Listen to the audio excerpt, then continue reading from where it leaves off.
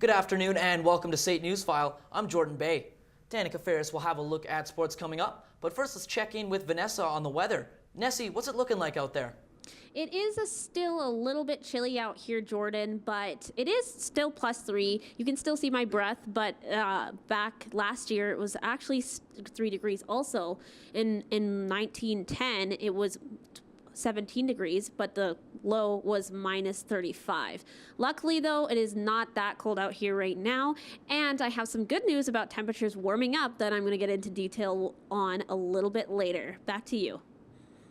Well, I'm excited for things to warm up, and speaking of heating up, it is a busy weekend on campus for the Trojans. Yeah, we've got playoff basketball and playoff hockey, so lots to watch, and we'll have lots on that later on coming up in sports. Well, we'll talk about that, but first, here's a look at today's top stories. Voting is now closed for the 2019 SATSA election, which means the future of the SATSA Executive Council and potentially SATE itself could be seriously changed. Ryan O'Donnell has been following the election and now gives us a live update on the election. Ryan, what's going on over there?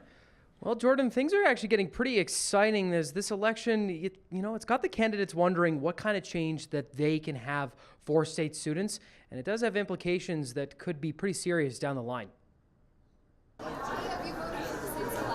Every year, state students are given the opportunity to flex their political muscles by voting or running in SATSA elections.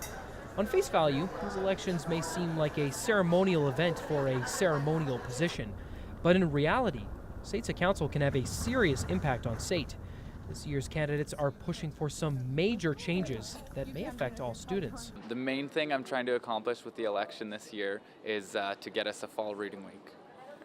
U of C has one, MRU has one, all of these other schools in Calgary have one. SATE always talks about how we want to lead the way and be the future, so why are we lagging on this trend? The implications are big. Most students are only at SATE for 2 years, which means they are far less likely to vote in elections, as graduating students don't worry too much about the school they leave behind. That may leave a bad example for students to come. But I urge the students to think about the students that come after them. If the students before them thought about them in their current position, we just have this waterfall effect of continuous thinking of students that come after myself and improving them. So in thinking of a collectivist mind instead of an individual. Well, the votes are now being counted, and the winners of the election will be announced at 5 p.m. today at the Gateway. Back to you, Jordan. Ryan O'Donnell reporting live from the SATE newsroom. Hospo is a chance for all SATE students of the hospitality program to get a taste of the industry. SATE is ranked 27th in the world for post-secondary hospitality programs, and it's the only Canadian program to make the elite list. For SATE students, the expo is extra special because students themselves organized it. That includes setting up accommodations, catering, and they even booked their own guest speakers.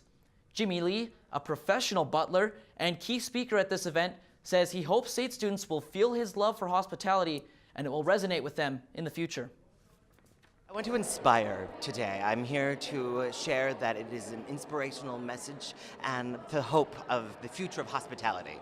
And so I believe in hospitality. It is my passion, it is my career, and I want to share that with all the student body at SATE. The Hospitality Expo serves over 600 plus students and has over 150 keynote speakers. The career fair has over 50 booths, all with employers eager to hire SATE hospitality students. Canada, along with 40 other countries, has grounded all Boeing 737 MAX jets over safety concerns. This comes following the Ethiopian Airlines crash Sunday that killed all on board. As Brooke Botcher reports, the grounding of all planes has caused a number of flight cancellations at the Calgary International Airport. There's just no flights available at all. More than a dozen flights were cancelled in and out of Calgary's airport after Transport Canada grounded all 737 MAX 8 planes yesterday. Transport Minister Mark Garneau grounded the planes following the deadly crash of Ethiopian Airlines Flight 302 this past weekend. In total, 13 flights in and out of Calgary were affected Wednesday, leaving many travelers unhappy. So now I'm rebooked for the 4th time. I am going Calgary, Amsterdam, overnight in Amsterdam. Tomorrow, Amsterdam to Nice, and then I rent a car in Nice to get to Montpellier. Well, just to the extent that the airline is trying to get as many of us as possible to go on standby and to try to clear the backlog of people that are trying to get out. And really that's the extent to which I've been affected. I was scheduled to actually be on an Ethiopian flight going to a different destination, so I definitely sympathize with all the issues. Some passengers are just happy to see safety is a top priority for the airlines, disruptive or not. You know, thinking, well, if you're on that flight and the flight's grounded, then your itinerary is messed up and you lose a day of touring. And travel is very expensive, so if you have to sit around the hotel and miss a tour or something, well, then it's money for nothing. Air Canada currently has 24 Boeing 737 MAX 8 planes in its fleet, while Calgary-based WestJet has 13. Many of the planes are parked here in Calgary at the airport waiting for clearance. Many travelers are finding themselves in the same seats as me today, waiting around for flights. For State Newsfile, I'm Brooke Botcher. The government of Alberta is expanding Deerfoot Trail not only to help with congestion, but to create jobs and reduce commute times as well. Alberta is adding both northbound and southbound lanes to 21 kilometers of the highway between Beddington Trail and Anderson Bow Bottom Trail. The expansion of Deerfoot Trail is expected to create 2,330 jobs, and $478 million has been allocated in the capital plan for the project. Roads in the Northwest are still closed as crews work on a sinkhole. Late last night, a sinkhole opened up as a car drove over it and has caused 4th Street Northwest and Crescent Road to be closed as the roads remain closed with the meter-deep hole coned off. The exact cause of the hole is unknown, but the City of Calgary says sinkholes are usually caused by water main breaks. Today, right here at SAIT, the Federal Natural Resource Minister, Arjit Soni, announced funding for clean technology projects in Alberta's oil and gas sector. Rhea Lahu joins us here on campus. Rhea, what can you tell us from today's announcement? Yes, Jordan, today Canada's Minister of Natural Resources announced $72.3 million towards Alberta companies. Natural Resources and Titanium corporations are funding 3 clean technology projects towards the oil and gas sector right here in Alberta. Together, we're building a future that is even brighter than we can imagine. A future where we are creating the prosperity we all want while protecting the planet we all cherish. The federal and provincial governments were spreading around a lot of cash today with an announcement right here at SAIT. Calgary company Canadian Natural Resources will receive $5 million from Canada's Clean Growing Program. An additional $22.3 million will come from the Low Carbon Economy Fund and $10 million from the Emission Reduction Alberta. And Titanium Corporation, also a Calgary company, they will receive $45 million from the CGP and LCEF. It's invaluable support for a small company like ours that allows us to do a first implementation for our clean technology, which we call CVW Horizon. Titanium says the process creates a new minerals industry and helps to avoid environmental impacts from the oil sands. The first project, however, is for Canadian Natural. Companies developing a novel in-pit extraction process to separate oil sands into solids, bitumen, and water. This is important because it will reduce CNRL's reliance on diesel trucks and cut its consumption of power, which means less pollution and lower production costs. The government says that Canadians have made it clear energy solutions are not a luxury but a necessity for a low carbon future. Over the last 5 years has reduced our carbon footprint by 31%. And so what does that mean? And obviously our Athabasca oil sands project as well actually already is below an average barrel of oil. The money is to create new technology designed to remediate tailing ponds at oil sites. Back to you, Jordan. That was Rhea Lahu reporting live from SAIT campus. Dozens of students from schools all around the world have come to SAIT for a fierce competition in the form of automation and engineering. Kyle Hutton reports on the excitement happening at the MacPhail School of Energy. We've lost $106,000. Get this plant running now. The 2019 World Student Games at SAIT started this morning, and students from around the world are competing in 6 unique challenges to test their skills. This is the 7th event at SAIT and has become the largest student automation competition in the world. This started when I was the president of this ISA SAIT Student Club back in 2013, and we got a grant from Shell Canada to do an event like this, and it was sort of conceptualized with myself and some people in my program, and we started off with just 3 teams coming that year. They never expected the games to get as big as they have, but every year it kept growing and getting more sponsors. 80 students are competing this year, many of them coming from outside the country.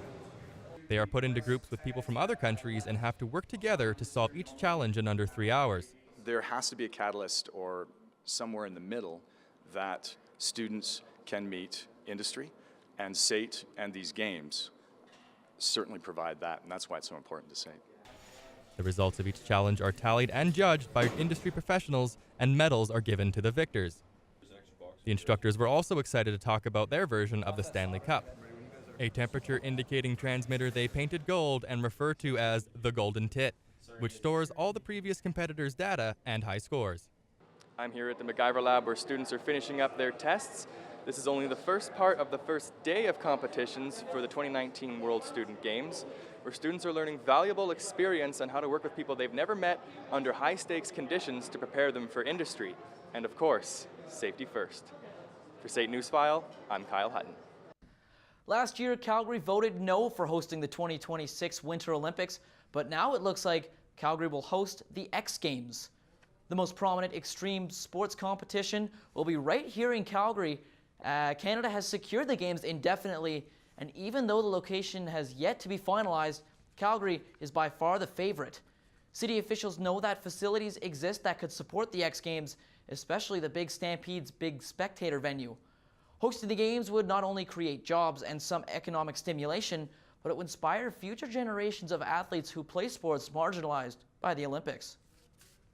Whenever I had the opportunity to watch my idols ski live, or be around that dynamic, it really inspired me that much more. So bringing this to Calgary, I think will really inspire the next generation to get into these sports and to grow the sport. The game will be in Calgary for the next 3 years in a row, starting next year. Those are today's top stories. We'll have a full forecast for you after the break, but first, Vanessa Arate has a look at what's going on around Calgary this week. The Festival of Animated Objects happens every 2 years, and now it's back in Calgary. From March 13th to 17th, there will be workshops, puppet shows, gallery exhibitions, and lots of other activities all around the city. Hulk all Shakespeare fans, on March 15th, the Alberta Ballet presents A Midsummer's Night's Dream. The performance starts at 7:30 at the Jubilee Auditorium. The Roughnecks take on the Colorado Mammoth this Saturday for an early St. Patrick's Day celebration. The game starts at 7:30, but the Irish-style pregame starts at 5 p.m. Check your leprechaun traps and search for a pot of gold because March 17th is St. Patrick's Day. If you don't find a pot of gold, it's okay because those chocolate gold dollars are just as great. Looking to relive the classic parts of the late 1960s? Then watch Marilyn Monroe on the big screen in the movie Some Like It Hot at Fort Calgary on March 22nd. Speaking of black and white, waddle on over to the Calgary Zoo for the daily penguin walk at 11 a.m.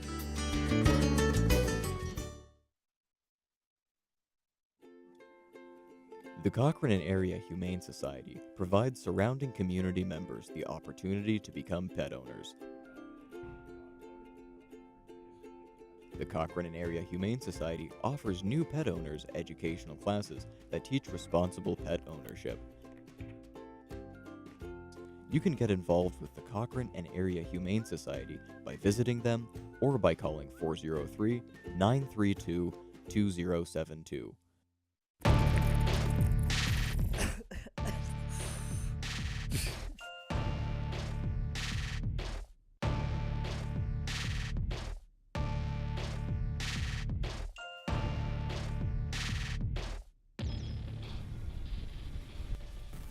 Why do we got a straw?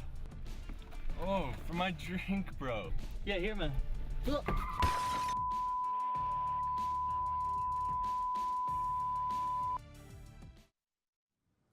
Well, temperatures have been quite cold in the last little while, but the good news is it's starting to warm up. In the western side of Canada, we have some showers in Vancouver, and that's going to cause a little bit of problems, but Vancouver's used to it, so it's fine. And the International Dance Festival is still going to continue, and people can sing and dance in the rain. We have some sunshine in Edmonton and Regina. Winnipeg has a couple of clouds. Let's take a look at the eastern end of Canada. Halifax and Toronto do have a warning for a bit too much rain. There's going to be 25 millimeters of rain in the next couple of days. But if they're going to try to get away from it, Toronto people can go to Comic-Con. Now, let's take a look at some places that are really warm at our resorts. Sun, sun, and more sun. If you're heading to Barbados, I highly recommend swimming with turtles. It's the perfect day for it at 28 degrees. Cancun is mainly sunny, but still hot, hot, hot. It's 29 degrees in Honolulu, so cool off by drinking out of a pineapple. Orlando is hitting 29 degrees too, so bring your sunscreen if you're going to Disney World.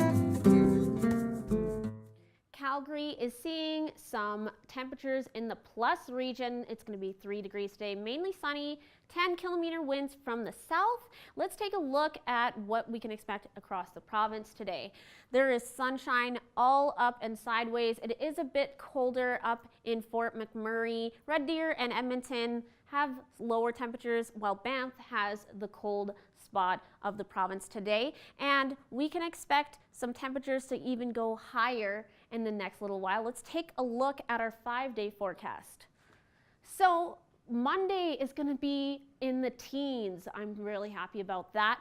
Tonight it's going to be a low of -10, mainly clear, but again, there's just plenty of sunshine coming our way, and later on even we will have almost up to plus 19. Now, let's take a look at what you guys can expect if you're going skiing.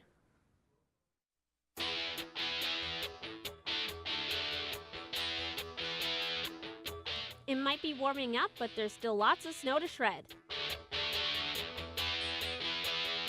Sunshine has groomed and gained 1 centimeter of snow in the last 24 hours. There's only 2 runs closed in Norquay today, but the tubing run is still good to go if you want to try something new. Fernie's base is at 243 centimeters, aka plenty of snow to carve. Nikiska didn't receive any snow last night, but regardless, it'll be a beautiful day at -2 degrees. Wonderful snow conditions in Lake Louise today, mainly sunny, -2, and better yet, well groomed.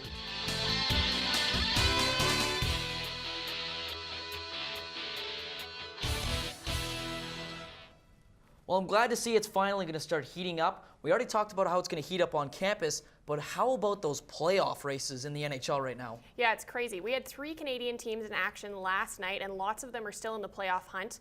But the Western Conference wildcard race is just crazy right now. And if you're the Flames, you're looking at who you're going to play in the first round. The SAIT men's basketball team arrived in Vancouver on Tuesday night, and as we speak, the Trojans are playing the national championship quarterfinal against the 4th-ranked team in the country. The Trojans went 20-1 on their way to their 3rd straight ACAC title and now face the Vancouver Island University Mariners. The Mariners will lean heavily on Harry Fail, the Pac West Player of the Year, as well as forward Usama Zaid. Zaid is averaging 26 points a game and shooting an impressive 50% from the field. For the Trojans, guard John Smith is averaging 23 points a game, and SAIT is yet to drop a game on the road this year. SAIT head coach Marty Berkey says the Trojans will have to come up big on defense if they're going to compete for the national championship. I thought we took strides defensively last week, but national tournament, you need every possession you can get, so getting on the ground, making it hard to finish at the rim, and not fouling. If the Trojans do manage to win national championship gold, it would be the first time in 33 years. The Trojans men's hockey team battled through the first round of the playoffs with 2 wins in overtime to defeat the Augustana Vikings, and now it's on to round 2. Now they take on the first place Nate Ooks and the second round of postseason action. The Ooks went 20-7 to finish first in the ACAC, so the Trojans will have their work cut out for them. They will no doubt be leading on second-year forward Eric Kranke. He had 5 points in the first round, including a hat trick and the overtime series winner in Game 3. The second round kicks off tomorrow at Nate. before the Trojans return to SAIT for Game 2 on Saturday. Puck drop is at 7 o'clock. With less than 2.5 weeks remaining in the NHL season, we're into the final push before the playoffs. While teams like the Flames are all but locked into divisional spots, there's still much to be decided as far as the wildcard race goes. One of those teams chasing a Western Conference wildcard spot is the Chicago Blackhawks, who entered last night's action, sitting 6 points back of Arizona for the 8th and final spot in the West. They hope to keep their playoff hopes alive against the Toronto Maple Leafs. Tons of goals in this one, so we jump ahead to the end of the first. Brandon Saad makes Freddie Anderson look silly. 4-0 Hawks after 20 minutes, and that's the end of the night for Anderson. He allows 4 on 14 shots, and that's the second game in a row that he's been pulled. 5-0 now, end of the second period, and Toronto gets on the board. Morgan Riley's shot is tipped by Andreas Johnson, and Corey Crawford had no idea what was going on. He wouldn't start the third period. Ahead to the final frame, Toronto down by 4 with 12 minutes left. Nylander throws it out front for Johnson. He gets dragged down, and Austin Matthews grabs the rebound. He pots his 32nd of the year. 3 minutes later, Morgan Riley on the power play throws it on net from the point and beats Colin Delia. Now down by 2, the Leafs with the extra attacker, and John Tavares jams in his 39th of the year with 91 seconds left, but they couldn't find an equalizer. The Leafs come close, but they can't complete the 5-goal comeback. Even with 47 shots on goal, that's their third loss in the last 5 games. Brendan Perlini leads the way for the Hawks with 2 points in the win. Chicago now just 4 points out of the wild card spot with 12 games remaining in the regular season. Only 2 other games on the NHL ice last night. The Rangers visited Vancouver. Neither team with realistic playoff hopes at this point, but even with nothing on the line, this one turned into a pretty rough game with a couple major penalties. Just the second regulation win in their last 18 for the Canucks, but some bad news after the game. Antoine Roussel now out after a season-ending knee injury in the second period. Final score, Canucks 4, Rangers 1. In Edmonton, the Oilers taking on the Flames' previous opponent, the New Jersey Devils. They're looking to snag one in Alberta. Tied at 2 after 20 minutes, and then New Jersey just completely took over. Former Flame Kenny Agostino with a goal and an assist, and Corey Schneider made 36 saves. The Oilers fall further out of the playoff race, now 6 points out. Final score, 6-3. The Calgary Booster Club named their 2019 Sportsman of the Year today, and the award is given to individuals who have displayed passion for encouraging sports activity in Calgary. As Jake Foster reports, this year's recipient fits the bill perfectly. We welcome Don Young to the Red Jacket Club as the newest Calgary Booster Club Sportsman of the Year.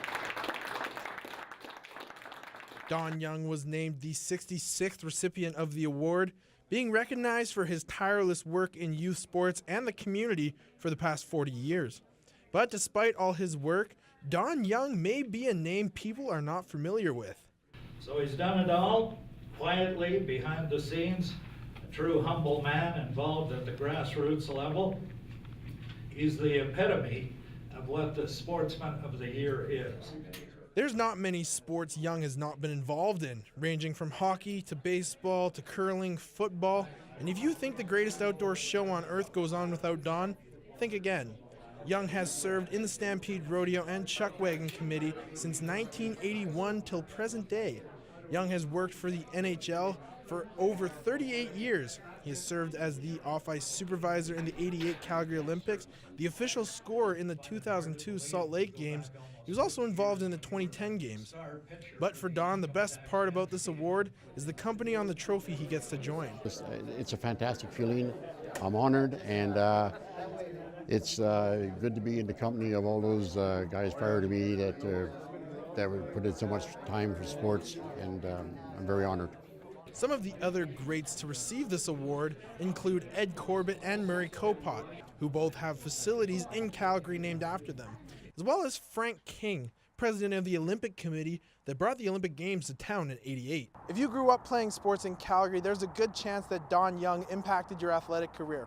He's far too humble to admit it, but with a resume like his, it's safe to say that sports in Calgary would not be the same without him. For SAIT Newsfile, I'm Jake Foster. Sports. Man, I cannot wait for the playoffs. There's going to be some great matchups coming up. Everybody has grown up with animation either one way or another. There are many different ways to do it, but we don't always see how it's done. how they do it in Calgary. We'll show you that coming up after the break. The Alberta Animal Rescue Crew Society is focused on rehabilitating animals. Changing the lives of these animals through kindness is the vision and the passion. ARCS is designed as an emergency and quarantine shelter to help animals get back into the world. Animals are an important part of all communities, and ARCS works to create a safe world for these beautiful creatures. Help ARCS help animals by giving them a loving and respecting home. To find out more or to donate, visit arcs.ca.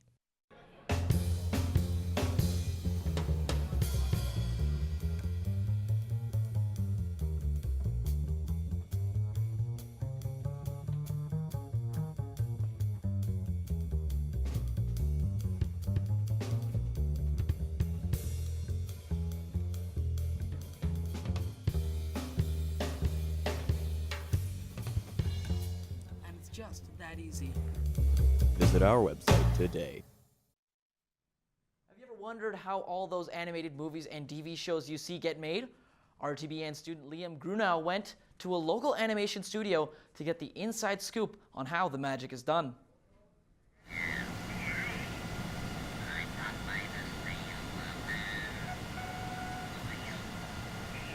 Everyone loves animation, but not everyone knows how it's made. That's why I went to New Machine Studios to talk to their staff about all the work that goes into making tunes and what it takes to turn this into this. Like anything, you start with an idea, you turn that idea into a script. That script goes through many different drafts typically to refine it, usually also to shorten it, because usually scripts are very long at the start, and then you try to see where you can cut back for time's sake, schedule sake, budget's sake.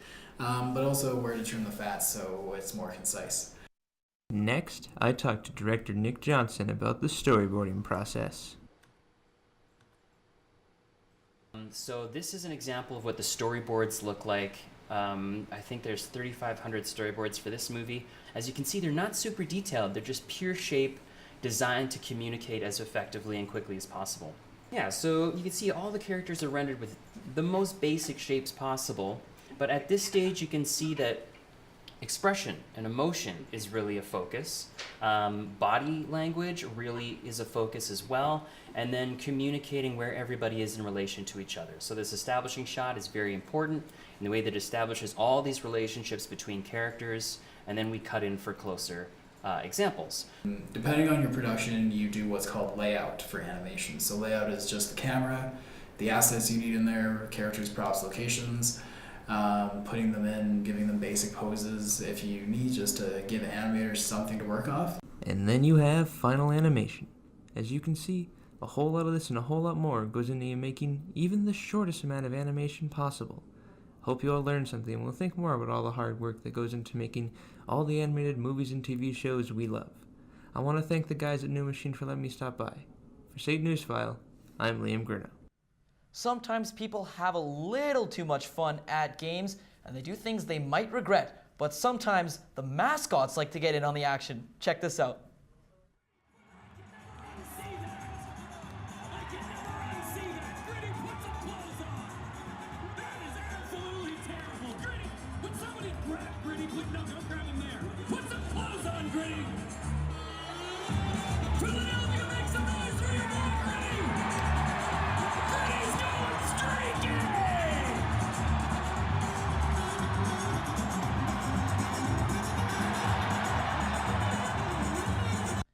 Gritty might be the greatest mascot in NHL history. I mean, I love Harvey, but he's pretty funny. Harvey doesn't streak.